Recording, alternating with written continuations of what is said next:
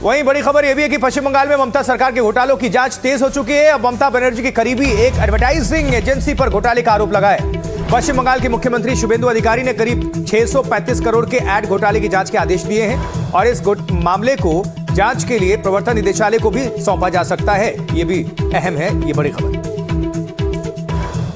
টিজিবিএস করতে গিয়ে মমতা বন্দ্যোপাধ্যায় একটি ইভেন্ট ম্যানেজমেন্ট সংস্থাকে মোট 635 কোটি টাকা দিয়ে গেছেন। 635 কোটি টাকা একটি ইভেন্ট ম্যানেজমেন্ট সংস্থাকে।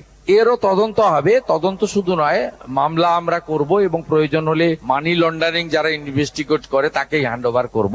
আমরা ছাড়বো না, ছাড়ার জন্য তো মানুষ বসায়নি। और इस बीच दिल्ली में तृणमूल कांग्रेस के लोकसभा और राज्यसभा सांसद टूट रहे हैं तो जमीन पर उसका दफ्तर भी खाली हो गया है। कुछ दिन पहले तक जहां चहल पहल रहा करती थी वहां अब सन्नाटा इस वक्त पसरा हुआ है। तृणमूल कांग्रेस में बिखराव का असर जमीन पर। दिल्ली में 20 राजेंद्र प्रसाद रोड पर रहा पार्टी का दफ्तर वीरान है। वहां लगे पोस्टर, बैनर और ममता बनर्जी की तस्वीरें हटा दी गई। ये बंगला टीएमसी सांसद पार्थ भौमिक के नाम पर अलॉट था, जिन्होंने बगावत के बाद इसे खाली कर दिया तो टीएमसी को भी अपना दफ्तर खाली करना पड़ा।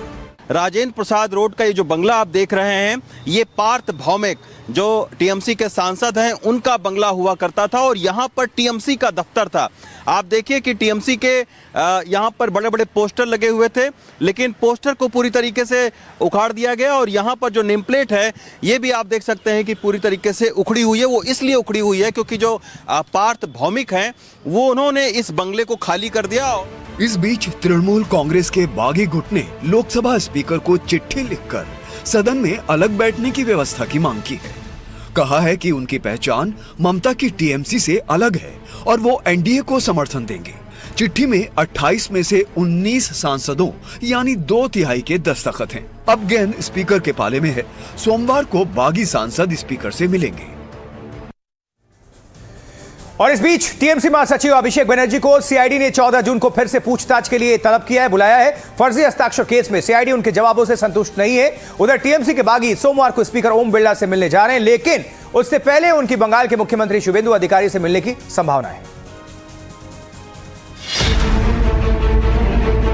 सोमवार को टीएमसी के बागी नेताओं की स्पीकर से मुलाकात से पहले बंगाल के मुख्यमंत्री शुभेंदु अधिकारी दिल्ली पहुंचेंगे, जहां उनका बागी नेताओं से मिलना तय है। बागी नेताओं की रणनीति में शुभेंदु अधिकारी की भूमिका खास है।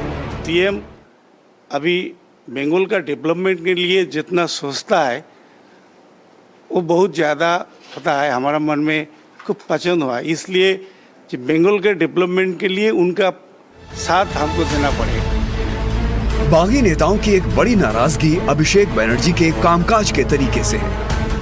अभिषेक बनर्जी जो आज जो जगह में गया है तो इनका थोड़ा दायित्व तो ममता बनर्जी के है।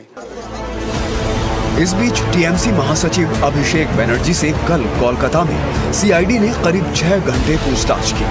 फर्जी हस्ताक्षर केस में एजेंसी अभिषेक के जवाब से संतुष्ट नहीं हुई। देखिए, कांग्रेस नेता मीनाक्षी नटराजन को आज सुप्रीम कोर्ट से झटका लगा है। राज्यसभा नामांकन खारिज करने के रिटर्निंग ऑफिसर के फैसले के खिलाफ उनकी याचिका में दखल देने से सुप्रीम कोर्ट ने इनकार कर दिया है। कहा है कि इस केस का एकमात्र हल चुनाव आयोग के पास जाना है। मध्य प्रदेश में राज्यसभा चुनाव का नामांकन रद्द होने के मुद्दे पर कांग्रेस नेता मीनाक्षी नटराजन को सुप्रीम कोर्ट से भी निराशा ही हासिल हुई। सुप्रीम कोर्ट ने रिटर्निंग ऑफिसर के फैसले के खिलाफ दायर याचिका में दखल देने से इनकार कर दिया। कहा इसके लिए चुनाव याचिका के जरिए हाई कोर्ट जा सकते हैं। सुप्रीम कोर्ट ने कहा कि हम नहीं चाहते कि ऐसा संदेश जाए कि कोर्ट कुछ मामलों में दखल दे सकती है और बाकी हल के लिए चुनावी ट्राइब्यूनल में जाए। उम्मीदवार का नामांकन दाखिल होने पर एकमात्र हल चुनाव आयोग के पास जाना है।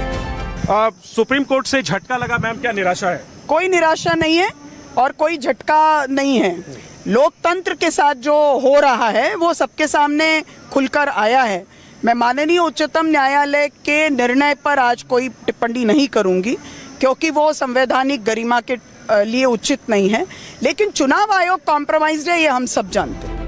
राज्यसभा चुनाव के रिटर्निंग ऑफिसर ने इस आधार पर मीनाक्षी नटराजन का नामांकन रद्द किया था कि उन्होंने एफिडेविट में अपने खिलाफ तेलंगाना में दर्ज एक केस की जानकारी नहीं दी।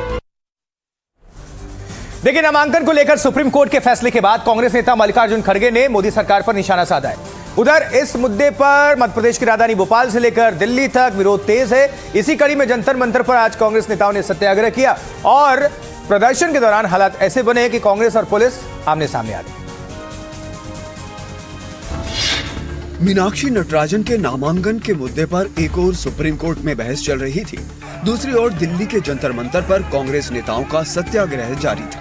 इस बीच माहौल अचानक बिगड़ गया जब पुलिस ने प्रदर्शनकारियों को हिरासत में लेने के लिए घेराबंदी कर दी। इस दौरान मध्य प्रदेश कांग्रेस अध्यक्ष जीतू पटवारी और पुलिस के बीच तीखी बहस भी देखने को मिली। हालात इतने बिगड़े कि पुलिस ने उन्हें जबरन बस में बिठाकर हिरासत में ले लिया। इसी सब के बीच सुप्रीम कोर्ट का फैसला आ गया। मीनाक्षी नटराजन की याचिका खारिज हो गई। कांग्रेस अध्यक्ष मल्लिकार्जुन खड़गे ने फैसले के बाद पीएम मोदी पर कांग्रेस को खत्म करने की कोशिश का आरोप लगा दिया। जो सरकार ने कराया है ये मोदी जी के इशारे के बिना नहीं होता, ऐसी बड़ी चीज है।